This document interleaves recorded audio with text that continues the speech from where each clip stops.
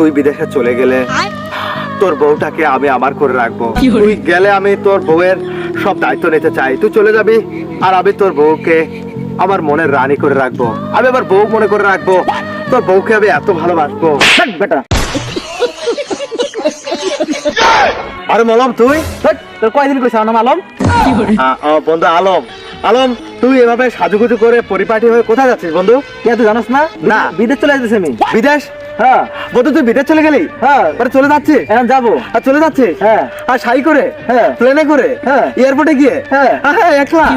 দেখাই তো বন্ধু আমি তোকে একটা সালাম করবো। চালাবো না। বন্ধু তুই কোথায়? ও এরকে বন্ধু আমি খুশিতে আত্মহারা হয়ে গেছি। আমি সত্যি আজকে আমার মতো খুশি এই দুনিয়াতে হয়তো বা কেউ নেই। তোর এই বিদেশ যাওয়ার খবরটা শুনে আমি সবাইকে গ্রামে মিষ্টি খাওয়াবো। আমি বিদেশ যেতেছি, তুই না কানবি বা কষ্ট পাবি তা না, তুই খুশিতে আত্মহারা। না বন্ধু না, না বন্ধু আমার কান্না করা যাবে না। কারণ কারণ তুই বিদেশ চলে গেলে তো তোর বউটা আমার হ্যাঁ আবার আমি বন্ধু হ্যাঁ আমি তোকে ভালোবাসি না। হ্যাঁ তোর সাফল্যের দিকে আমি চেয়ে চেয়ে দেখবো, এভাবে হাসবো। হ্যাঁ তোর সাফল্য, তোর তোর বড় হওয়া, এই যে বিদেশের বাড়িতে গিয়ে এত টাকা ইনকাম করবি, এটা তো আমাদের জন্য, আমাদের গ্রামের জন্য বড় একটা পাওয়া। সাদা তো সেই জন্য তো খুশি হবই। তো বন্ধু অন্তত এখন তো কানবি। দুই বন্ধু একসাথে লেখাপড়া করছি, একসাথে চলাফেরা করছি, আমার তো খারাপ লাগতেছে। না বন্ধু আমার কোনোভাবে আমি কান্না করতে চাচ্ছি, কিন্তু আচ্ছা একটু কান্না করি। रहा नहीं जाता। বন্ধু আমার কোনোভাবে কান্না পাইতেছে না বন্ধু। হ্যাঁ আমার খুশিতে বুকটা ফেটে যাচ্ছে। কারণ আচ্ছা বন্ধু ভালো কথা, তো তুই না বিয়ে করলি 10 দিন আগে, তোর এভাবে নতুন বউটাকে রেখে তুই বিদেশে চলে যাবি? তা কি করবো, এখন টাকা পয়সা নাই, আর্থিক অবস্থা খুবই খারাপ। ঠিক এই জন্যই বন্ধু আমি এত খুশি। মানে আচ্ছা বউ আমার আর্থিক অবস্থা খারাপ, সেই জন্য খুশি মানে? না বন্ধু আর কথা আচ্ছা, বাড়াতে চাই না। আমার সময় হয়েছে।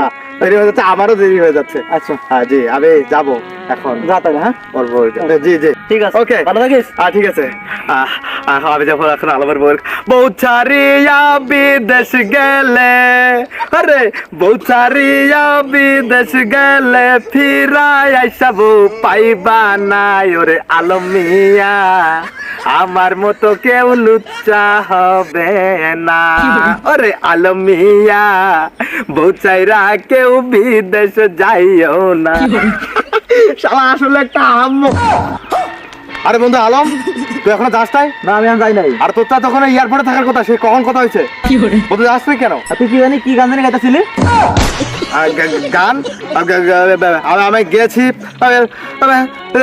চুম্মা চুম্মা চাচে রে মেরি হাই হাই হাই।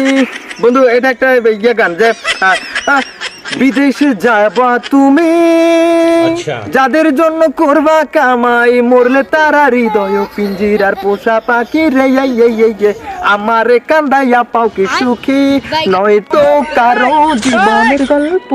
গান তো এটা ছিল না, তাহলে আমি শুনছিলাম। কি গান?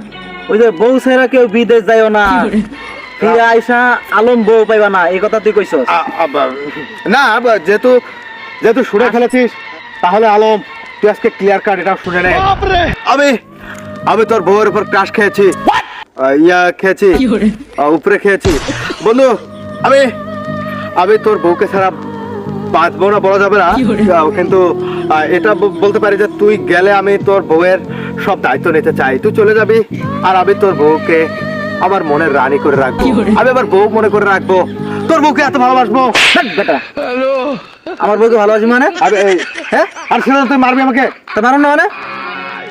আগেই তোর আমি সন্দেহ করছিলাম। আমি তো বিদেশ কিছু জানো না, তোর পরীক্ষা করার লাগা।